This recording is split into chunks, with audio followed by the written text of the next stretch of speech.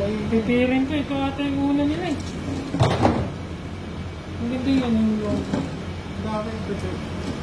Pero yung mga naka, wala na yun. Ano? Nagpapiti yan.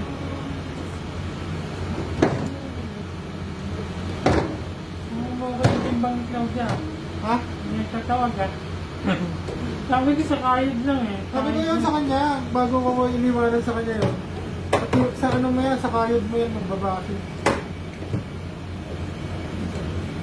Kailangan mo patayin mo ano. Ito. Ilang piraso to?